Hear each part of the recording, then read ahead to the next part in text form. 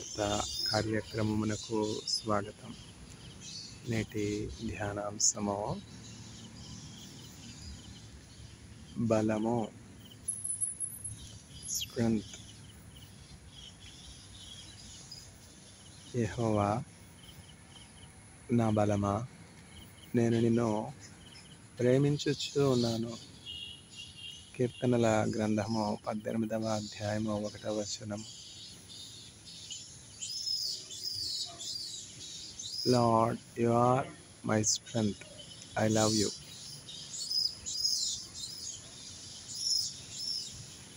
Psalm 18 verse 1. యెహోవా నా బలమా, యథార్థమైనది నీ మార్గం, పరిపూర్ణమైనది నీ మార్గం. యెహోవా దయగల వారిపై దయ చూపించును, కఠినుల ఎడల వికటము చూపును. గర్విష్ఠుల యొక్క గర్వమునణచును, సర్వము నెరిగిన సర్వాధికారి, సర్వము నెరిగిన సర్వాధికారి యెహోవా.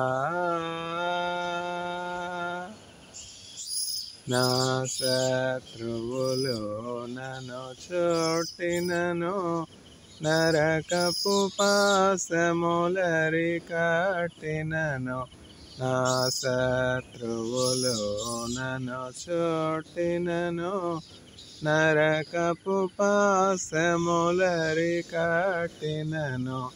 వరద వలె భక్తిహీనులు పోర్లిన, వరద వలె భక్తిహీనులు పోర్లిన, విడువక మమ్ము ఎడబాయని దేవా, విడువక మమ్ము ఎడబాయని దేవా యెహోవా.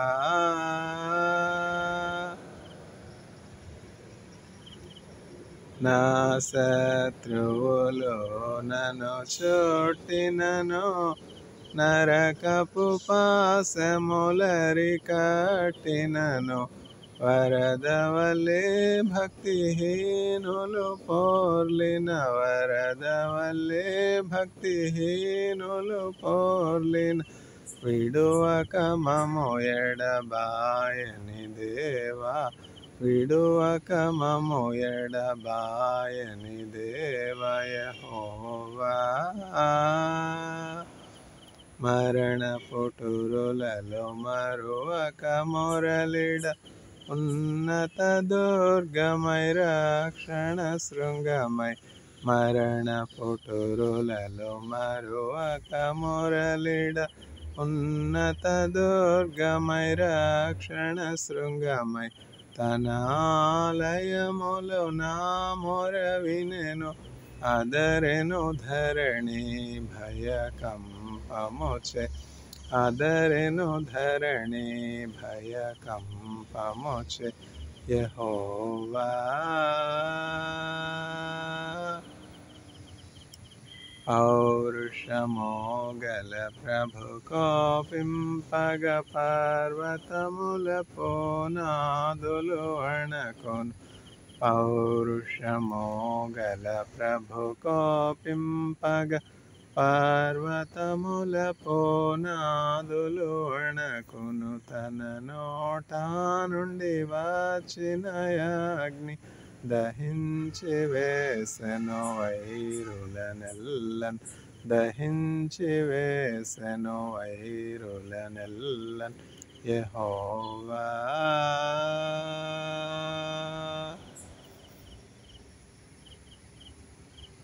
దయగల వారిపై దయ చూపించును, కఠినుల ఎడల వికటము చూపును. గర్విష్ఠుల యొక్క గర్వమునణచును సర్వము నెరిగిన సర్వాధికారి, సర్వము నెరిగిన సర్వాధికారి యెహోవా.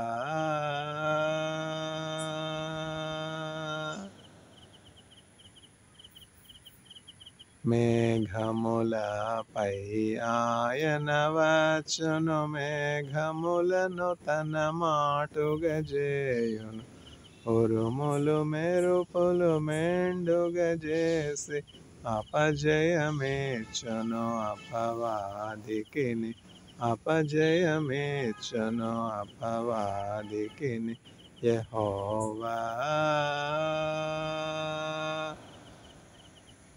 నా కాళ్ళను లెడి కాళ్ళుగా చేసి ఎత్తైన స్థలముల శక్తితో నిలపి, నా కాళ్ళను లెడి కాళ్ళుగా చేసి ఎత్తైన స్థలముల శక్తితో నిలపి, రక్షణ కేడెము నాకందించి అక్షయముగ తన పక్షము చేర్చిన, అక్షయముగ తన పక్షము చేర్చిన యెహోవా.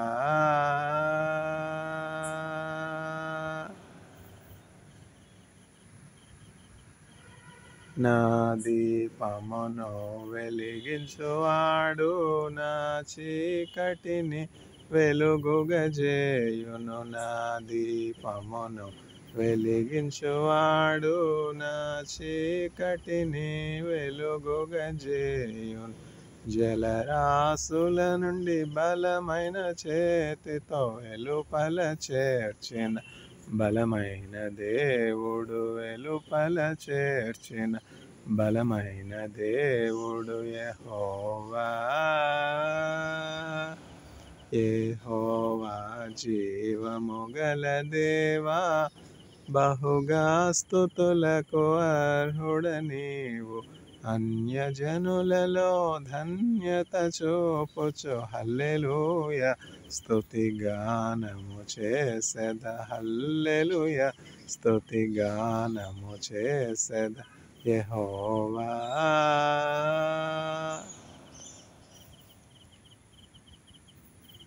బలము, స్ట్రెంగ్త్. యెహోవా నా బలమా, నేను నిన్ను ప్రేమించుచున్నాను.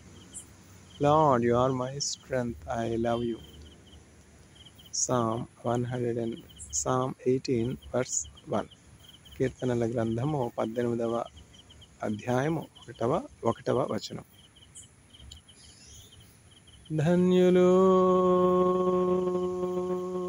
ధన్యులు ధన్యులు ధన్యులు యెహోవా దేవునిగా గలవారి ధన్యులు, ధన్యులు, ధన్యులు.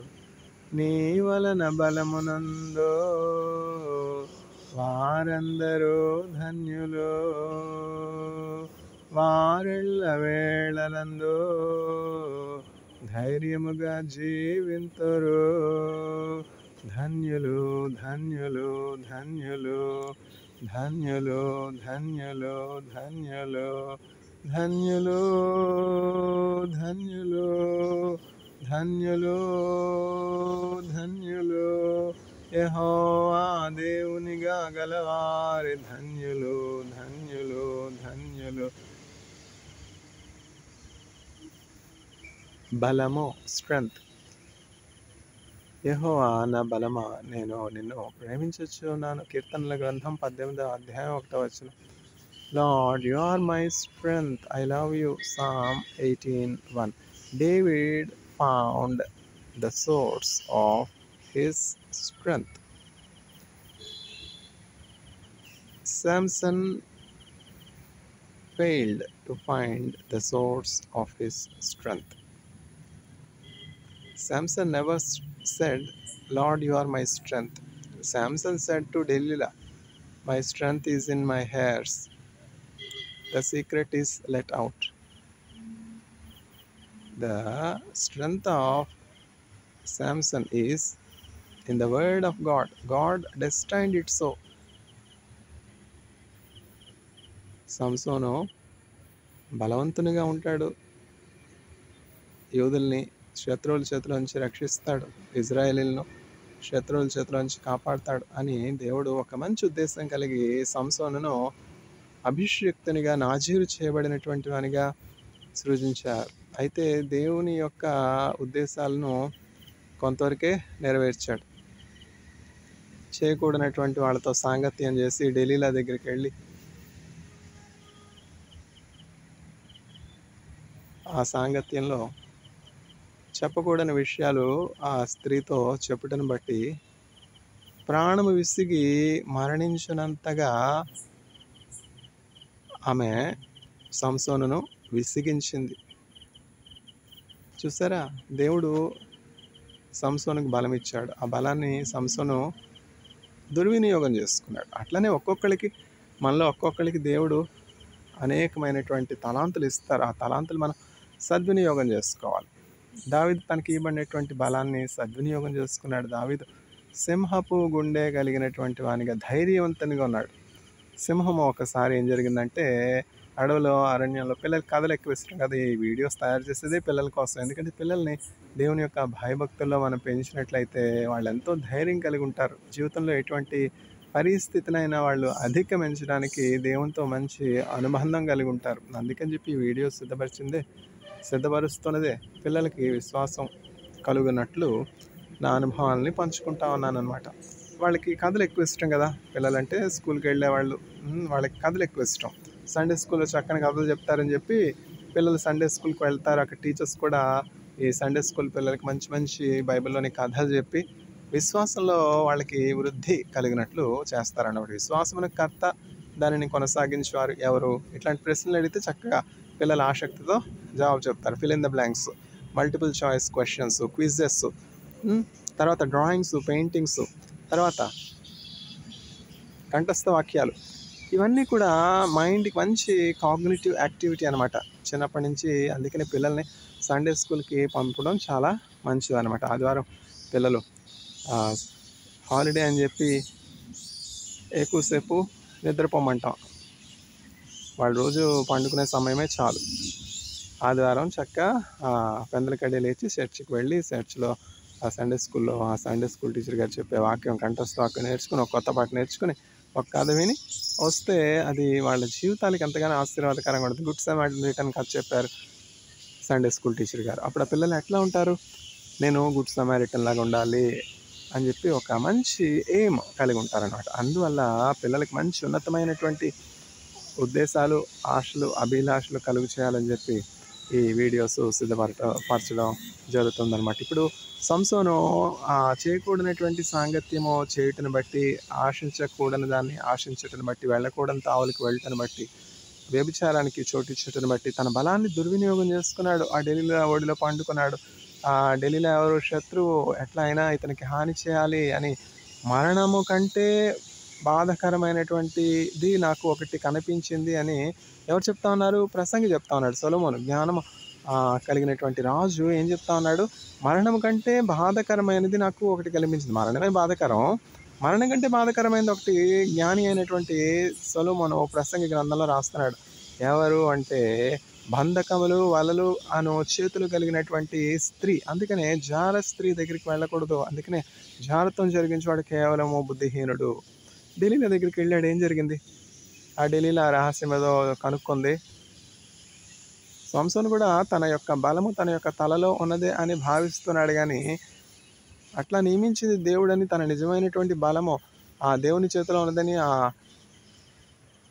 కురులు, ఆ తలలో వెంట్రుకలన్నీ కూడా దేవుని ఆధీనంలో ఉన్నాయని, ఆ దేవుని యొక్క శక్తిని ఎక్కడా కూడా ఘనపరిచినట్లుగా మనం చూడట్లేదు. అయితే దావీదైతే ఎంతో దినములకు 7 మార్లు స్తుతించేవానిగా ఉన్నాడు. దావీదు సింహాసనం అధిరోహించిన తర్వాత కూడా, రాజుగా అభిషేకం పొందిన తర్వాత ఎక్కడ? షిలోహులో 7 సంవత్సరాలు, యెరూషలేములో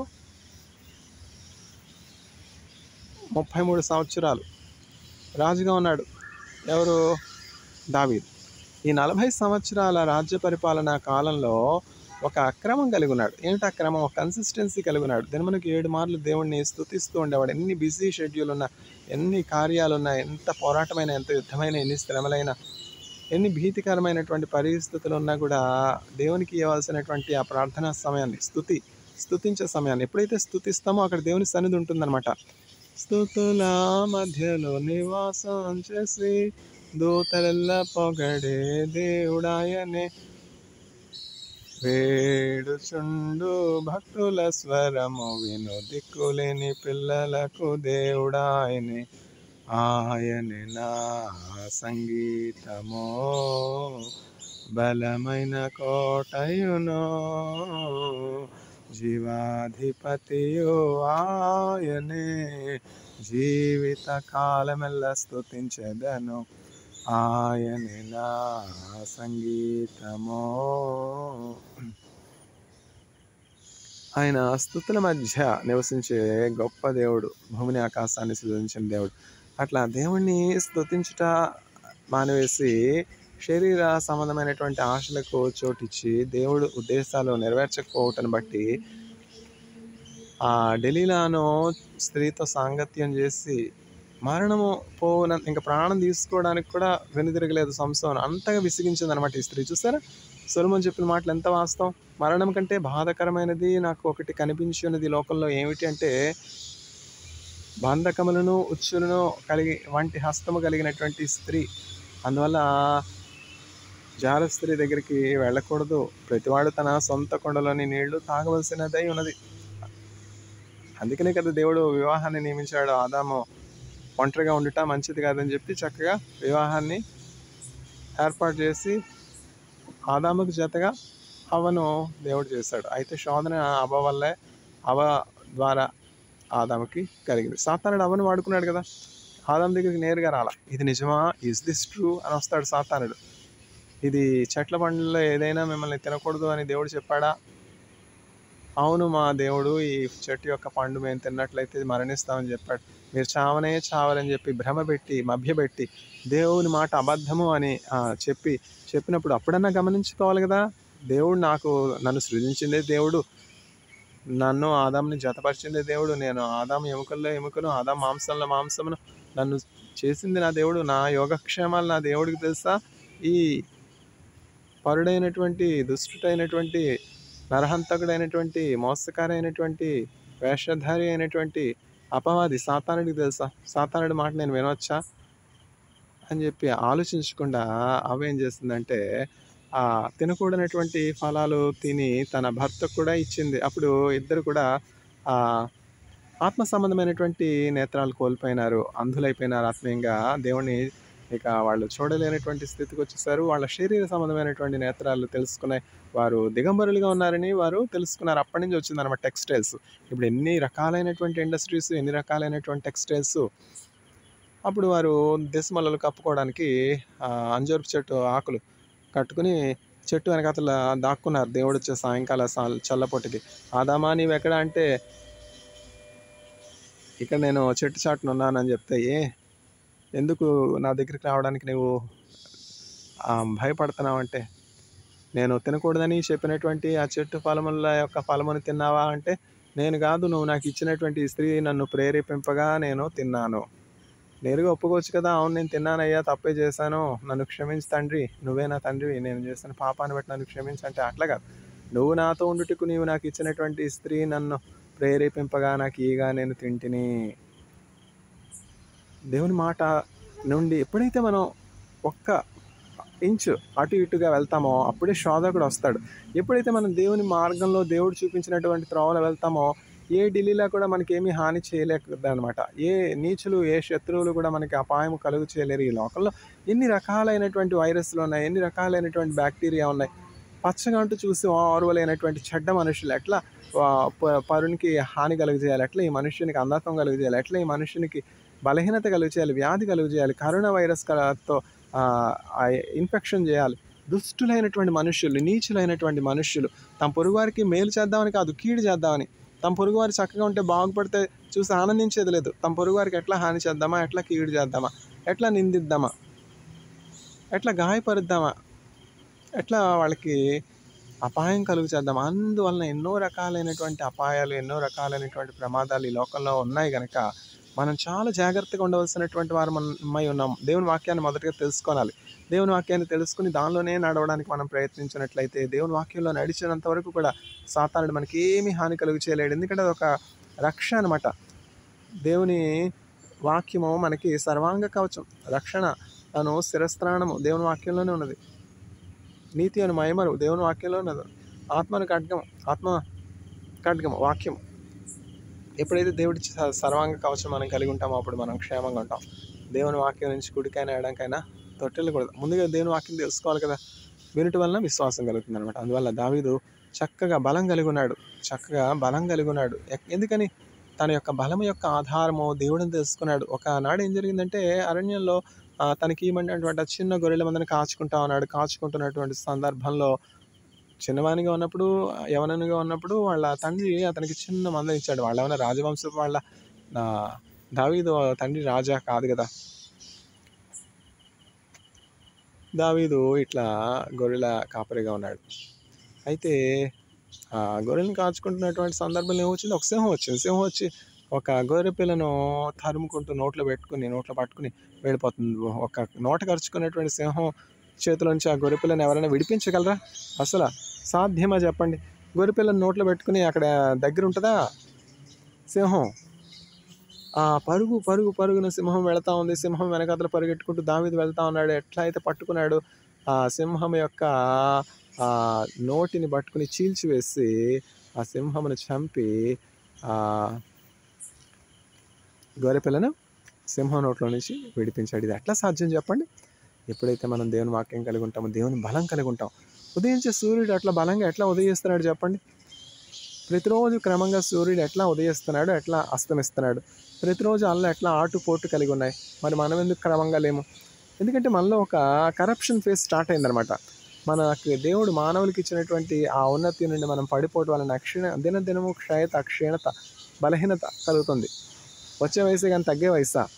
కానీ హ్యూమన్ ఎన్హాన్స్మెంట్ టెక్నాలజీస్ ద్వారా, సైన్స్ ద్వారా, ఈ టెక్నాలజీ క్రిస్పర్ టెక్నాలజీ ద్వారా, జీన్ ఎడిటింగ్ టెక్నాలజీ ద్వారా సైంటిస్ట్ ఏం ప్రయత్నం చేస్తా ఉన్నారంటే ఏజింగే ఉండకూడదు, ఇంకా వయసు పెరగడమే ఉండకూడదు, ఎప్పుడు నిత్య యవ్వనంతో ఉండాలి, మరణమే ఉండకూడదు, ఎప్పుడు చిరకాలం జీవించాలి, ఇమ్మోర్టల్స్గా జీవించాలి, వ్యాధి అనేదే ఉండకూడదు. అట్లా జీన్ ఎడిటింగ్ చేయడానికి ప్రయత్నం చేస్తున్నారు. చాలా మట్టుకు సాధించలేరు అని కాదు. ఎందుకంటే మనుషులు తలపెట్టిన ప్రతి పని వాళ్ళు సాధిస్తారని దేవుడే చెప్పాడు. అయితే మరణం దేవుని వశంలో ఉంది. ఆ మరణం నుంచి తప్పించుట దేవుని చేతిలో మాత్రమే ఉంది. కాబట్టి దావీదు వలె దేవుని బలం కలిగి మనం ఉన్నట్లయితే ఈ లోకంలో మన చుట్టూ ఉన్నటువంటి వాళ్ళందరికీ కూడా ఆశీర్వాదకరంగా ఉంటాం. కాలేబు కానాన్ దేశాన్ని వేగి చూచుటకు ఇజ్రాయేలీల 12 గోత్రాల నుంచి ఒక్కొక్కరిని పంపినప్పుడు ఆ గోత్రకర్తల యొక్క పెద్దల్లో కాలేబు ఒక గోత్రానికి పెద్దగా ఉన్నాడు. కాలేబు కూడా వెళ్ళినాడు 12 మందిలో ఒకనిగా. అయితే ఈ వేగు చూసిన తర్వాత, ఆ కానాన్ దేశాన్ని వేగి చూసిన తర్వాత తిరిగి మోషే దగ్గరికి వచ్చి ఆ రిపోర్ట్ చెప్పినటువంటి వాళ్ళలో ఇద్దరే మంచి రిపోర్ట్ చెప్పారు. ఒకడు యెఫున్నె కుమారుడైనటువంటి కాలేబు, ఇంకొకడు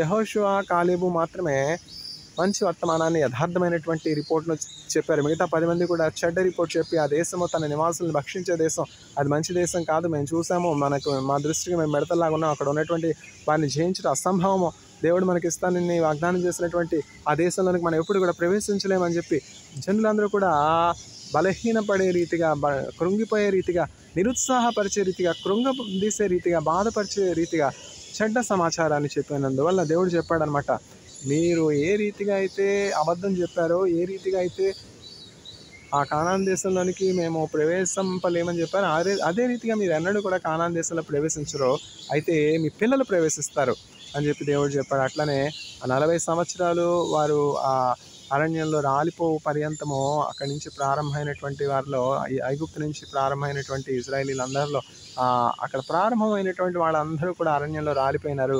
ఒక క్రొత్త జనరేషన్ అరణ్య మార్గంలో ఆ 40 సంవత్సరాల్లో ఉద్భవించింది. ఆ క్రొత్త జనరేషన్ మాత్రమే ఆ వాగ్దాన భూమిలో ప్రవేశించారు. O Lord, you are my strength, I love you. ప్రభువా నీవే, యెహోవా నీవు నా బలము, నేను నిన్ను ప్రేమించుచున్నాను. యెహోవా నా బలమా, నేను నిన్ను ప్రేమించున్నాను. దేవుణ్ణి మనం బలంగా కలిగి ఉన్నప్పుడు ఆ కాలేబు ఏమని చెప్తాడంటే సాక్ష్యం మోషేతో, నువ్వు ఆ దేశాన్ని, కానాన్ దేశాన్ని ఈ దేశాన్ని వేగు చూచుటకు నన్ను పంపిన మొదటి దినముల్లో నేను ఏ బలమైతే కలిగి ఉన్నానో ఆ యవన బలాన్ని నేటికి కూడా నా వృద్ధాప్యం ముందు కూడా నేను కలిగి ఉన్నానని చెప్పి చక్కగా చెప్తూ ఉన్నాడు. అట్లా మనం వృద్ధాప్యం వచ్చినా కూడా యవ్వన బలాన్ని కలిగి ఉండినట్లు, యవ్వనులుగా ఉండినట్లు, నిత్యజీవం కలిగి ఉండినట్లు, దీర్ఘాయువు కలిగి ఉండినట్లు, శాంతి సమాధానం కలిగి ఉండినట్లు చేయుటకు ఎవరు సమర్థులు అంటే యేసుక్రీస్తు ప్రభు. యేసుక్రీస్తు ప్రభు జీవాధిపతి. దేవుడి వాక్యం దీవించును గాక. May the Lord grant strength to all the audience by believing in the name Jesus Christ. Amen.